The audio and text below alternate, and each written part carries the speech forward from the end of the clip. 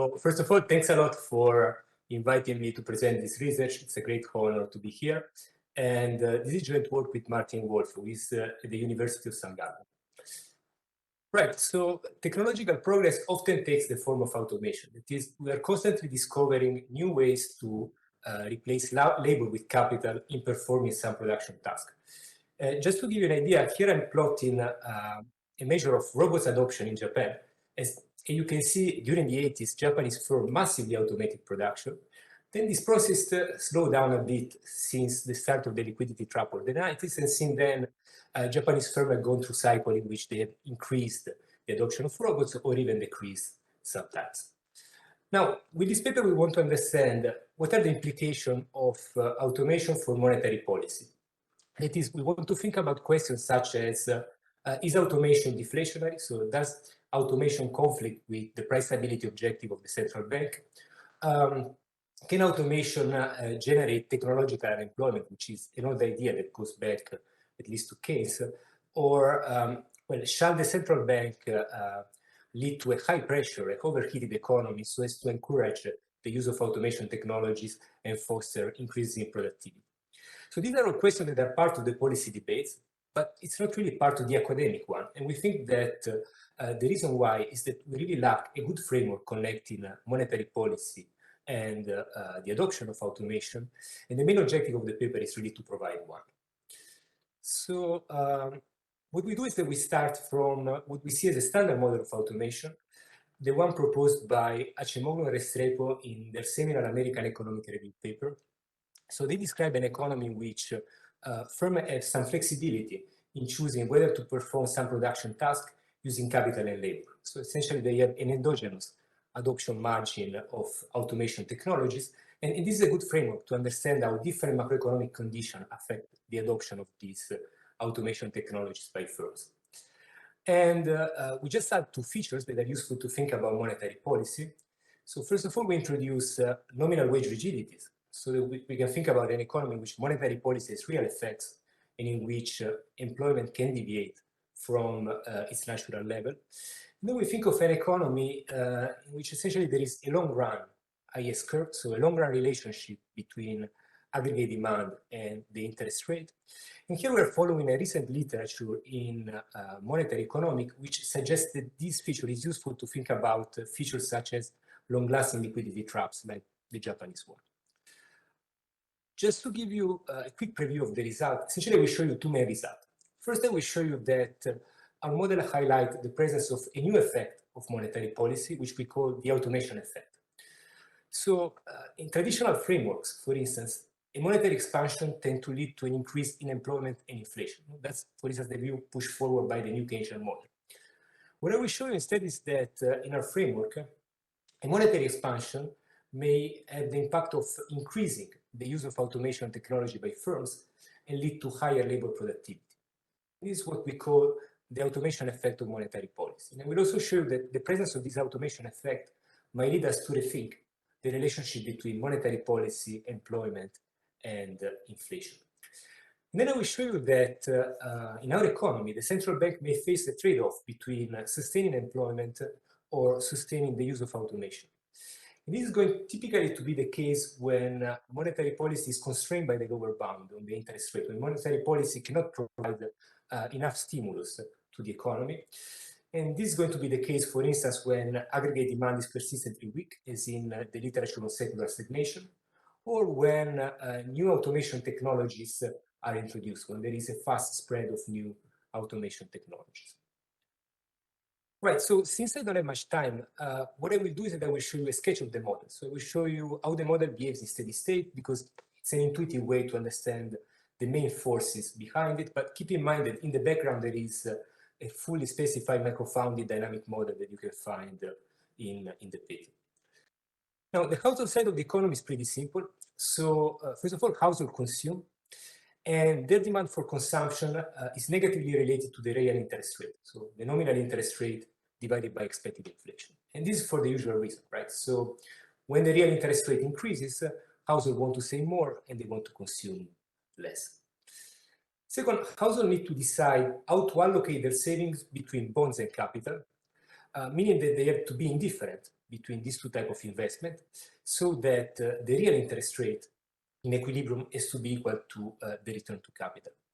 And this is going to be very important because the central bank, by affecting the real interest rate, will also affect the cost of capital for firms, and so the incentives that firms have to use capital and machines in production. And third, household would like to work at bar units of labor every period. If wages were flexible, this would always be the case. So employment would be equal to a bar, and we would always be at full employment. But due to the presence of wage rigidities that I will introduce later on, we also may have cases in which employment is lower than household desired labor supply, so that there is involuntary unemployment, or employment might be higher than household desired labor supply, so there would be overheating on the labor market. The production side of the economy is where things get a little bit more interesting, and here we're really following Acemoglu and Restrepo. So the idea is that in order to produce a final good, firms need to use a continuum of intermediate inputs or a continuum of production tasks. Some of these tasks have to be performed with capital. So there are some tasks for which capital is essential. So think about buildings, for instance. For some of these tasks, instead, firms have a choice. So they can choose whether to perform them using capital or using labor. So these are the production tasks for which automation is possible, but not necessary. For instance, think about cashier in a supermarket. Cashier can be performed by humans or by machines. And third, there is a set of tasks that have to be performed with labor. So these are essentially the production tasks for which we have not invented yet in automation technology. So here, there are two parameters which are going to play an important role. This JH here is essentially a parameter capturing some technological constraints on automation. And instead, the distance between this parameter JN and JH, it captures the amount of flexibility that is present in this economy. So the ability of firms to choose their production process and allocate production tasks between capital or labor. Now, one useful feature of this model is that once you aggregate firms' decision, the production function takes a very, very familiar form. It's actually just a Cobb-Douglas in capital and labor. With the twist that the intensity with which capital enters the production function, this J star here, is an endogenous variable which depends on firms' decision. In particular, the higher the number of tasks that firms choose to perform with capital, the higher this J star will be. And the way that firms allocate tasks between capital and labor is quite simple. So they will look at the cost of capital, compare it to the wage, and pick the cheapest option. So for instance, if capital is expensive compared to labor, so if the cost of capital is high compared to the wage rate, well, then firms will use capital only to perform those tasks in which capital is essential. So J star will be equal to JL, and we will be in a low automation economy. Conversely, if capital is cheap compared to labor, then firms will try to automate production as much as possible.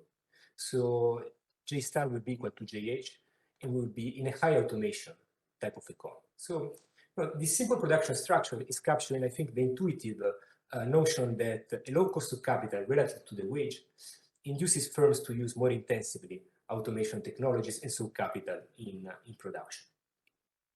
Last slide about the model. So we introduce wage rigidities in a very simple way. We assume that there is a wage Phillips curve, so that nominal wage inflation is increasing in deviation of employment from household labor supply. The case of flexible wages would be one in which this parameter psi tends to infinity. For much of the talk, I will look at the opposite extreme, a case in which psi tends to zero, so in which the Phillips curve is very flat. And then the price of the final good partly inherits the stickiness of the wage, meaning that just as in the new Keynesian model, just as it is standard, the central bank, by controlling the nominal interest rate, can effectively control the real interest rate, and so spending decision by households and firms, so aggregate demand. And here, aggregate demand is just given by the sum of consumption by household and investment in capital by firms. Okay, so this is the framework. So let me start by showing you some results. So first of all, I want to connect this model, monetary policy, to the use of automation technologies by firms. So recall that I told you that the interest rate here is to be equal to the firm's cost of capital because of the no arbitrage between the two assets. This means that monetary policy, by moving around the interest rate, can also move around firms' cost of capital, and so change their incentive to use automation technologies in production. In particular, it turns out that in this simple model, things are very stark. So there exists a threshold I bar for the interest rate, such that if the interest rate is higher than I bar, then capital is expensive, and we are in a low automation type of economy. If instead the interest rate is lower than this threshold I bar, this means that capital is cheap relative to labor, and so we are in a high automation economy, an economy in which firms are using automation technologies as much as possible. This means that if the central bank lowers the interest rate enough, this can generate a switch from low to high automation. It can generate a change in the production technology used by firms. And when this happens, first there will be a boost in investment, because here, in order to profit from high automation technology, firms need to invest and need to accumulate capital. This will also result into high labor productivity. So just to fix the idea, here I'm showing you the equation determining labor productivity. And this bit here is capturing the automation effect. So when the interest rate drop increases J star, this shows up as an increase in labor productivity. And this automation effect, I would say, is really the distinguishing feature of our framework.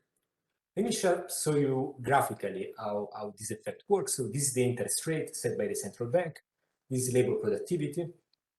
Up here, capital is expensive, so firms use the low automation technology. Down here, capital is cheap, so firms use the high automation technology.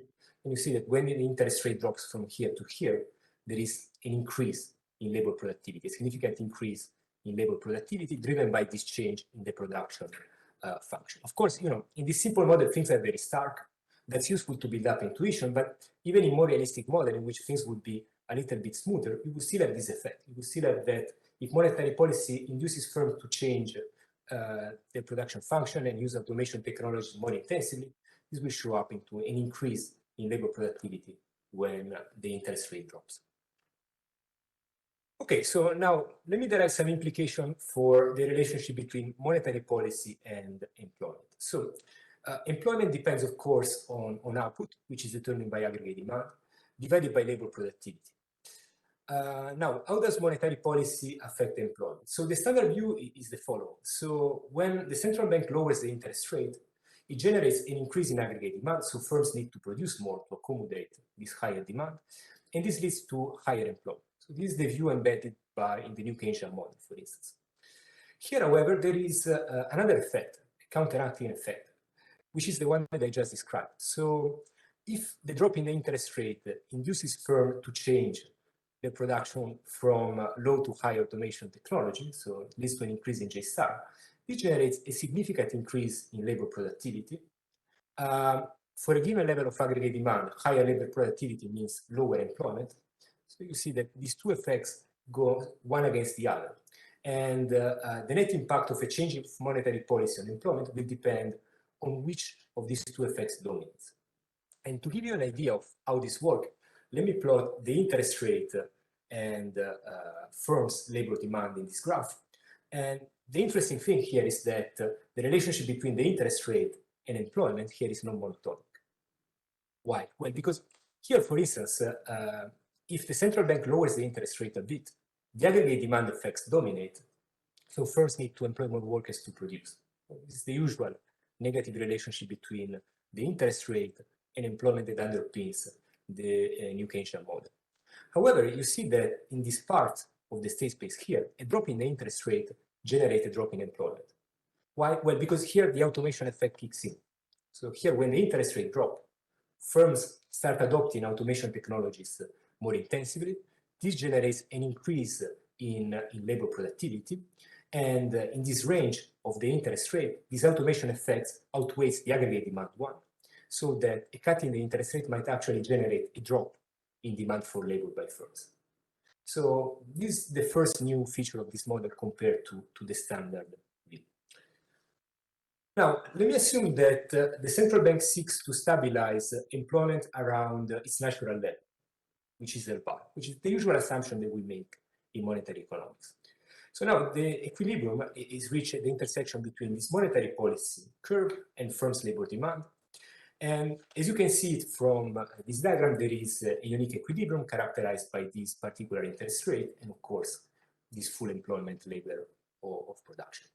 So now this is a possibility, but not the only one, because under certain circumstances, firms' labor demand and the monetary policy curves might intersect more than one time. They might intersect 3 times, meaning that there might be multiple equilibria characterized by full employment, by the same level of employment. What is the intuition? So up here, the interest rate is high, meaning that aggregate demand is weak. Still, the economy operates at full employment because the high interest rate discourages the use of automation technologies in production. So firms here satisfy this low aggregate demand, mainly relying on labor, which allows the economy to remain at full employment. Down here, instead, the interest rate is low, meaning that aggregate demand is high. How can firms satisfy this high level of aggregate demand? Well, the low interest rate also fosters the adoption of automation technology. This boosts labor productivity and allows firms to fulfill this high demand with the same level of employment as in this equilibrium here. As you see here, in this model, there might be 2 strategies to reach full employment, one based on low demand, low automation, low productivity, and one based on high demand, high automation, and high productivity. Let me also say quickly that these 2 equilibriums feature the same level of inflation, meaning that essentially in this economy, there is not a single value of the natural interest rate. So typically, in our monetary economics model, we have one value of the natural interest rate. Here, there might be 2 stable values of the natural interest rate, one associated with low automation and one associated with high automation.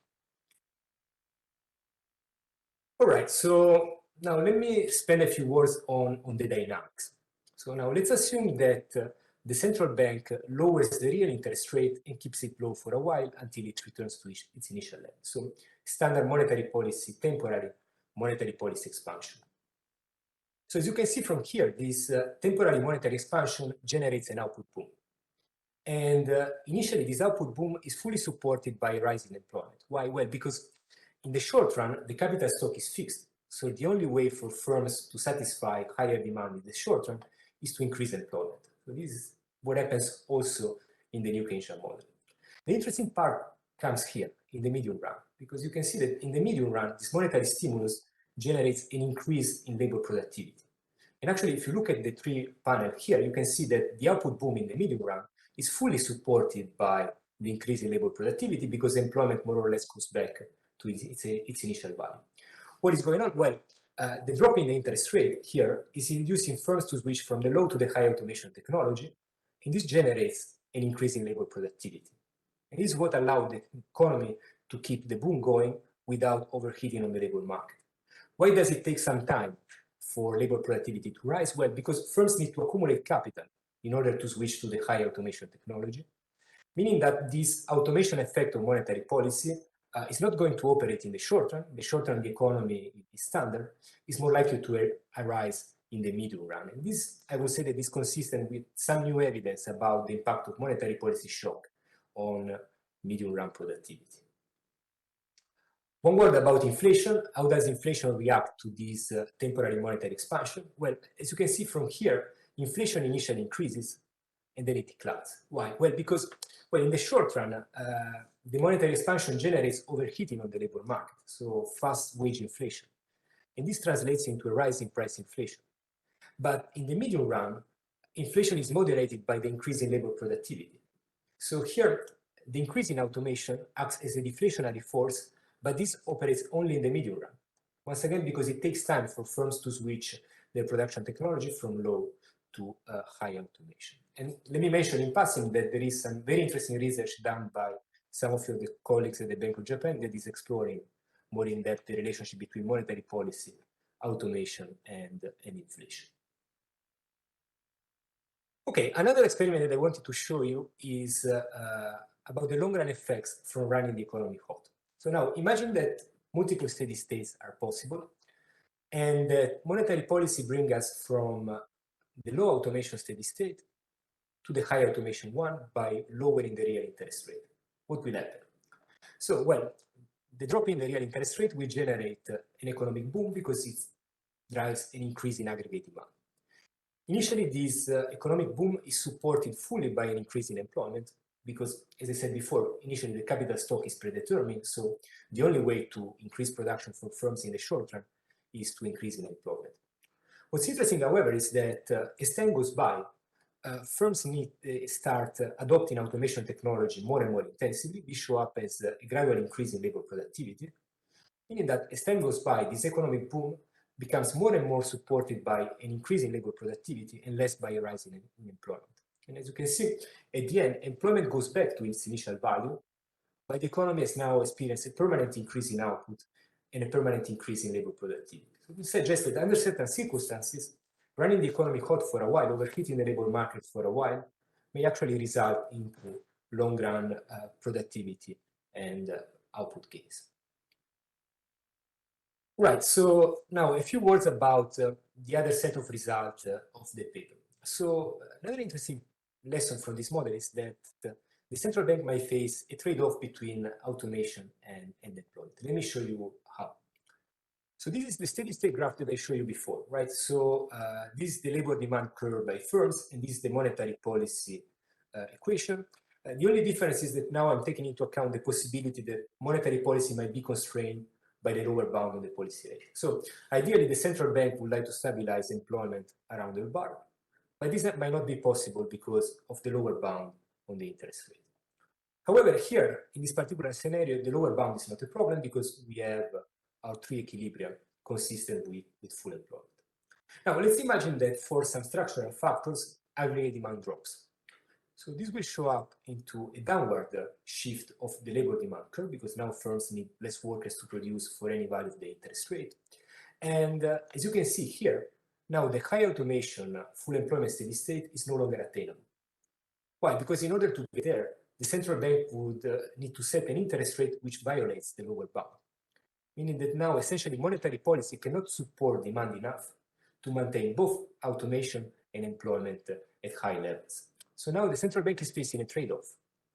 It can either choose to stabilize the economy around this point here. So here, the interest rate is low, so firms use intensively automation in production, but aggregate demand is not strong enough to maintain full employment, so there is involuntary unemployment. Or it can choose to stabilize the economy here. Here, the interest rate is high, so this induces a process of de-automation. The economy operates at full employment because now firms are heavily relying on labor to produce, but labor productivity is low because the low use of automation technologies means that labor productivity is weak. You see, I think that this insight is new, no? The existence of a potential trade-off between maintaining automation high or maintaining employment high. And this is going to arise whenever the zero lower bound is a problem. And another way to see this result is the following. We are trained to think that liquidity traps or periods of weak demand are typically associated with low employment and low inflation. What this model is telling you is that this is not the only possibility. So here, a period of weak demand might also result into a low use of automation technology without having a big impact on employment or inflation. So this suggests that if we want to understand if we have a sufficiently strong level of aggregate demand, perhaps looking just at the labor market or inflation is not enough. We should also look at firms' investment and their productivity. Okay, the last result that I wanted to show you is about what happens when, due to some exogenous technological progress, we become better at automating. We extend our automation possibilities. So technically, I will show you what happens when there is an increase in JH, an increase in the number of tasks that can be automated. So when JH increases, now firms need less labor to produce when they fully exploit this automation technology, because now that they can perform more tasks using capital, they need to rely less on labor to produce.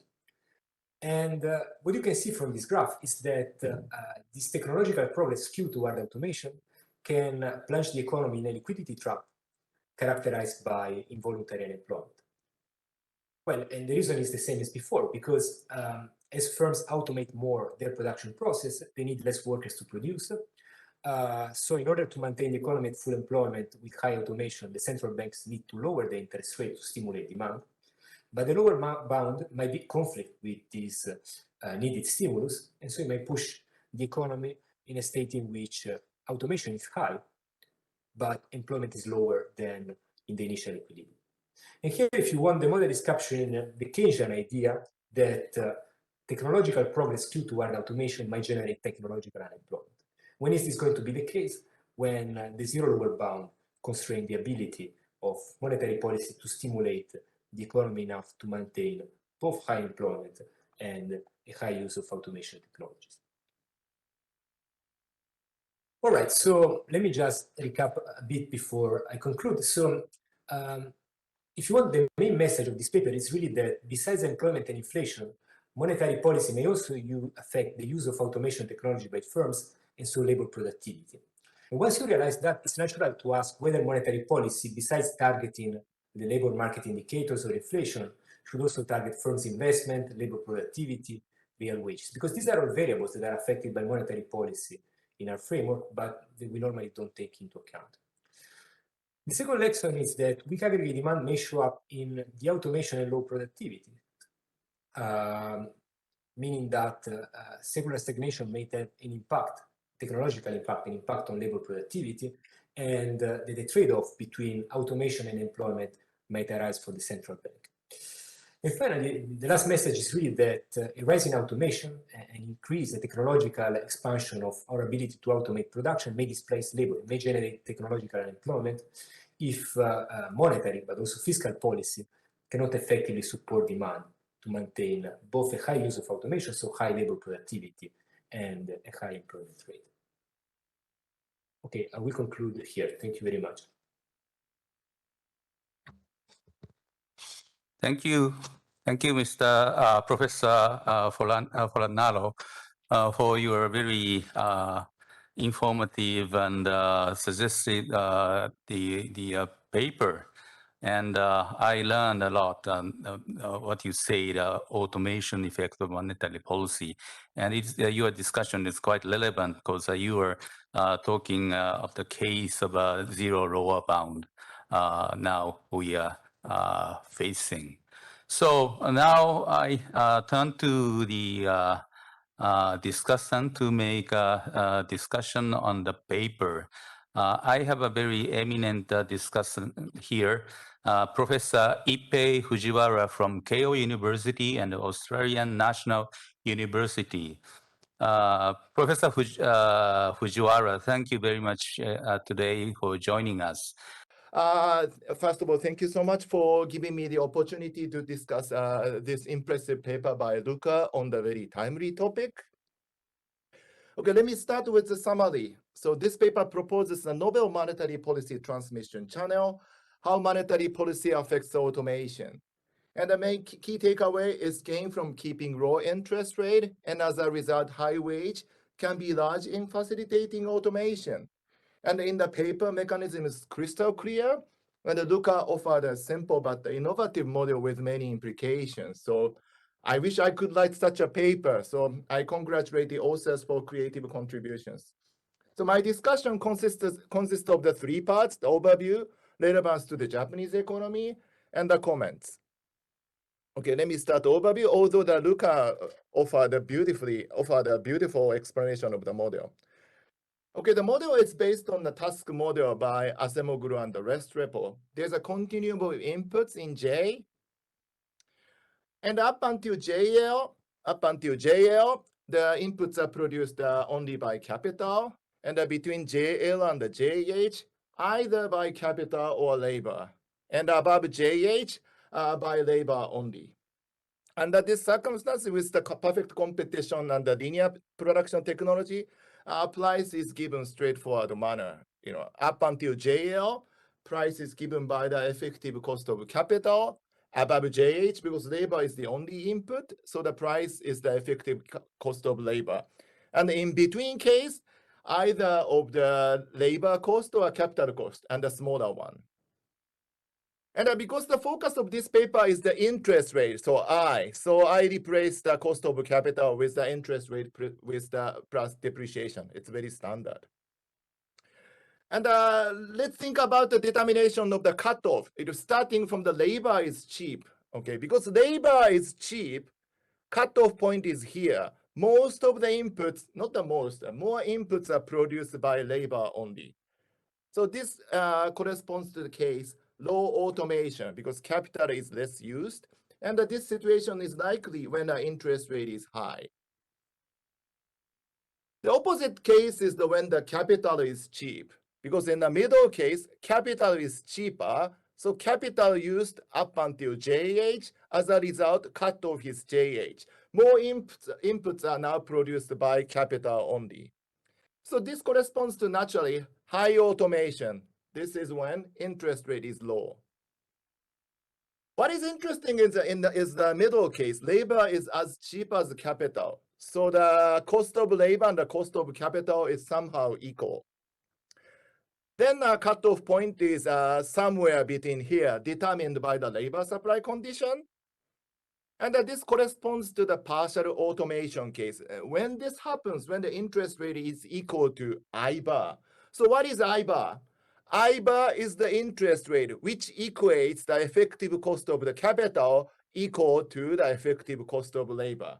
Effective cost of the capital is a function of only of interest rate. Wage is determined by the general equilibrium, but given the policy interest rate, in the general equilibrium, wage is determined. So wage is also the function of interest rate. And so that I bar is determined to solve this fixed point problem. Okay, we have seen that interest rate is crucial for determining the cutoff.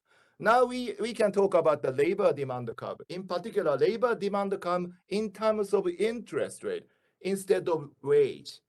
I thought initially this concept is difficult, but this is really straightforward one. It's just a combination of the production function and the capital share, because capital share is this form because of the Cobb-Douglas assumption and the no arbitrage. Then you can get this labor demand curve. Then Luca offered a nice decomposition about the effect of interest rate on the labor demand. And the first one is this one, aggregate demand effect. This is the very standard one, textbook one. Reducing the interest rate, it increases output, and therefore it increases the labor demand. And the second one is the capital deepening effect. This is also a straightforward one. When the interest rate is low, the capital is rather cheap, so the capital demand increases. Okay, but in this setting, and in this paper, also in many papers, and it is assumed aggregate demand effects dominate. So eventually we end up with a downward sloping labor curve in interest rate. It's like an IS kind of relationship. And the new one, and a genuine one, is the automation effect from endogenous cutoff J. We have seen that interest rate determines the cutoff. Okay, then it changes the labor demand. Now let me explain the labor demand curve in the graph. Labor demand looks like this, as Luca showed. It's like a national flag of the Nepal. Anyway, so let's think about the case when the interest rate is really high. Okay, starting here. So the cutoff point is here, and the only channel at work is the aggregate demand channel. Okay, we can ignore the capital deepening channel because aggregate demand channel dominates. Okay, then as interest rate decreases, okay, it increases output and the labor, it increases output and the labor. But once the interest rate reaches to I bar, where the effective labor cost is equal to the effective capital cost, then cutoff changes depending on the labor supply condition. Cutoff changes, cutoff shift here. So automation happened. Then at this point, again, aggregate demand channel comes back, and the reducing the interest rate, increase output, increase labor, and increases output and increases labor. This is the labor demand. Okay, now we are ready to talk the equilibrium determination in a steady state. Okay, so labor supply here is simple. Okay, so it is assumption. And Luca solved the detailed DSG model, but for our intuitive understanding, he solves the model in a steady state, assuming that the monetary policy attains the full employment. So the labor supply is vertical. And depending on the shape of the labor demand and the labor supply, equilibrium may be unique, and there might be the multiple equilibria. And in this case, as Luca indeed mentioned, there could be the 3 steady state. And according to the phase diagram in the paper, the middle one is unstable, but there are 2 steady state. one corresponding to the high interest rate. So therefore, the high interest rate, low automation, and the low technology. On the other hand, here, low interest rate, so more automation and a high technology. So multiple equilibria emerge in this economy. This is super interesting. And let me talk about the impact of the expansionary monetary policy. To be precise, you need to solve the dynamic general equilibrium model and to show the impulse responses. But let me try to explain the very interesting impact of expansionary monetary policy through this fantastic graphical apparatus. Okay, let's suppose the economy is here. Okay, with the traditional channel, reducing interest rate increases output and increases labor and increases the inflation rate. But beyond this point, automation happens. Okay, so the technology increases and the labor decreased. And as a result, inflation may decrease.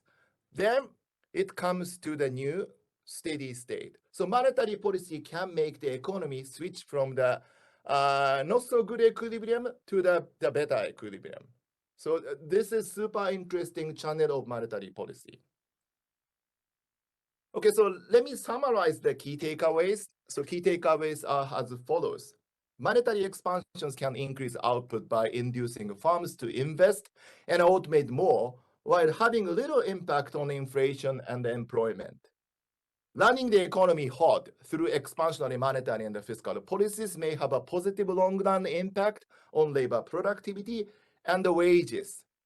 Okay, so the non-monotonic labor demand curve leads to the time-dependent, size-dependent, and a state-dependent monetary policy effect on labor and the macroeconomy. For example, reduction in interest rate, according to the traditional channel like IS channel, increase in the output, increase in the labor, and increase in the inflation rate in the short run. But further than that, it promotes the automation. So automation definitely increases output, but may reduce employment and reduce inflation rate because higher efficiency. This is really interesting channel of the monetary policy. So this paper offers definitely a novel channel of monetary policy. This is the significant contribution. Okay, now let me talk about the relevance to the Japanese economy. So the left chart is what the Luca showed as the first figure. Red line is the trend of the robot stock in Japan. Okay, massive increase up until 1990.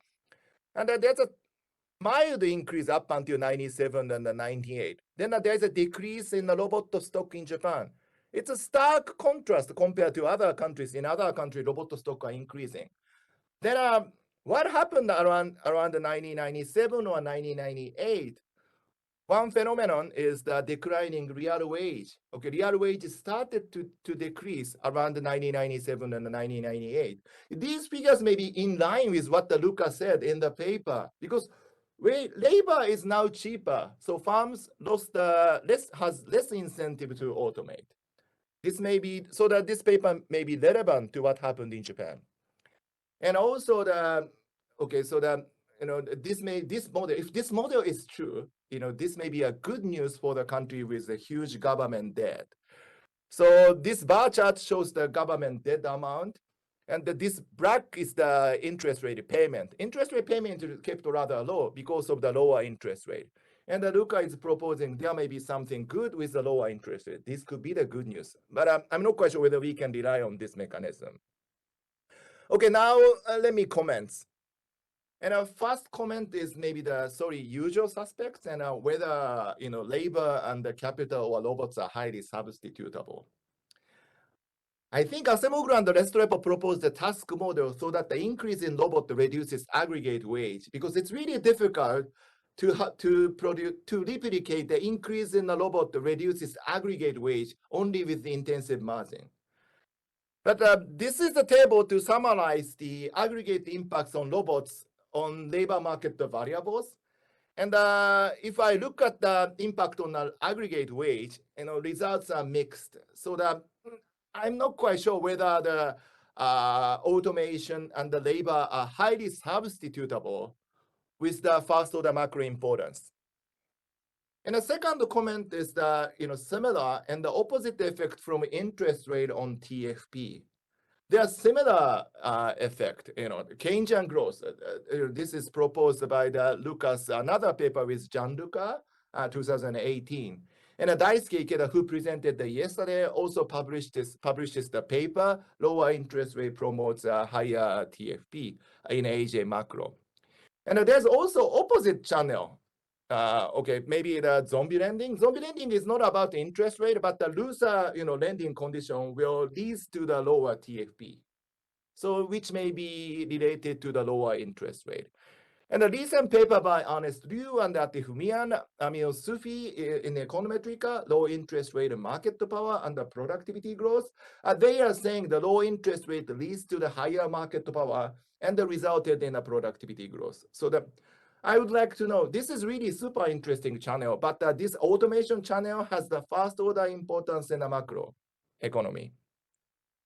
And the third one is that, Luca showed so many figures, interesting, and, whether it's in a good state or a bad state. But what I'd like to know is there any observable sufficient statistics to know where we are? So that what I would like to know particularly is that, is there any good way to estimate the break-even interest rate? So this is my terminology. Break-even interest rate is the interest rate which equate the cost of the labor equal to the cost of capital. And it would be great if you have any observable sufficient statistics for the gap between real interest rate and this break-even interest rate.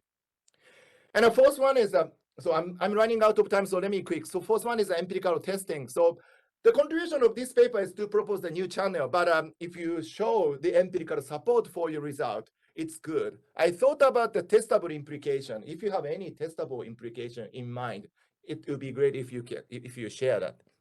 A final one is a solution. Okay, solution is, this is technical, but you are solving the model, assuming agent know the final terminate condition, even there are multiple equilibria. So I would like to see the impulse response more in general setting, maybe with the help of the sunspot shock and the regime switching.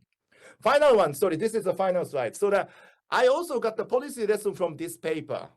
Okay, so what I thought is monetary policy making is super difficult. For example, how can the central bank communicate to the public that there are many counteracting channels of monetary policy? Then this reminds me the tweets by the Joe Barbara professor at the Chicago Fed. Even with the hindsight and the much more complete data, measuring the causal effect of macro policy is really hard. I wish people would express a little less confidence in their diagnosis of current macro problems and the risks from a few aggregate time series points. Okay, thank you very much. I learned a lot from your paper, and your paper thinks me hard about the policy problem as well. Thank you very much. Thank you, Professor Fujiwara, for your very sharp and heavy comments and questions. So, Professor Fornaro, could you please make some responses to, maybe it's impossible to take all the points he raised, but you can pick up some of the point which is quite, you think, relevant, and you can make a response to those points. Thank you. Well, principally, I just wanted to say that thank you very much to Ippei. You did a great discussion. Really, you gave us a lot of food for thought. And I particularly like your point about needing to collect some empirical evidence. And in fact, we see this paper, as a way to give a framework to motivate empirical research on this topic, which we think is going to be a very interesting topic in the future. And I particularly like the link that he made to the Japanese case. I definitely think that this is a conversation that we should keep going, because it's a very interesting example. So thank you very much.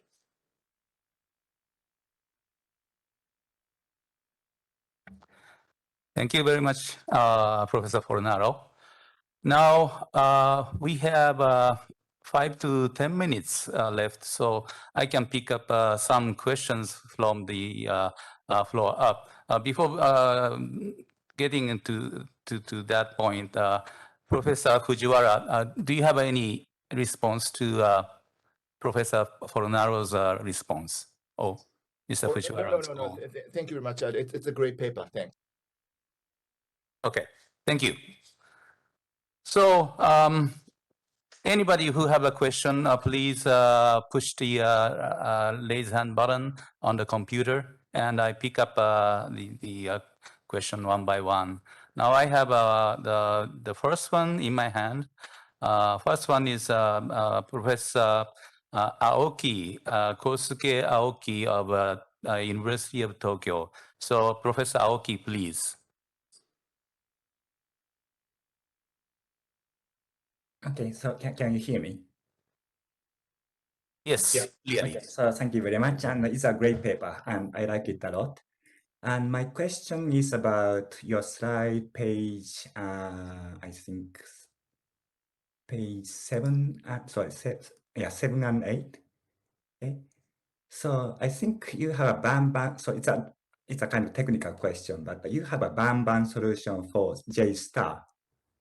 And this is coming from the assumption that gamma K and gamma L are independent and constant across J. J goes from 0 to 1. Okay? And if gamma J changes slowly as J goes from 0 to 1, do you still have multiple equilibria? Yeah, so yeah, you're spot on. So here, we are doing this Banban solution to make things very stark, very easy to understand. If you look at the paper, we actually have a version in which gamma moves smoothly across tasks. I see. Then you can still have multiple equilibria, just that things will look smoother. So the labor demand curve will look something like this, but it will still have a backward bending part, and this might lead to multiple equilibria. Because the basic idea is that there is a mid-range of value for the interest rate from which the automation effects start getting strong. So this is a strong impact on labor productivity. So the baseline model, we did things as stark as possible to have a very stark intuition, but of course, if you want to be more realistic, you need something smoother, but you can still get it. Okay, thank you very much. Thanks to you. Thank you, Professor Aoki. So anybody else who had the intention to raise a questions? Since this is a Friday evening, everybody is rather exhausted. So if there is no, may I take advantage of being of the chair here and raise the question? I'm Professor Fornaro, I'm quite interested in your paper, and my question is related to the very, very last lines of your presentation today. It says, rise in automation may displace labor if macroeconomic policies cannot effectively support demand. Here, if I correctly understand your presentation, you don't include any change of the fiscal policy or some kind of fiscal stimulus or fiscal the funding of a safety net, or either the safety net of a displaced labor, or some kind of a fund to shifting low wage labor, which is a displaced, to move to the middle paid job. So in reality, we have a variety of labor policies backed by the fiscal expenditure. So those labor policies backed by the public fund, and more generally, the massive government the expenditure in the face of labor displacement. In reality, if there is a huge displacement of labor in the market, government will do something fiscally. And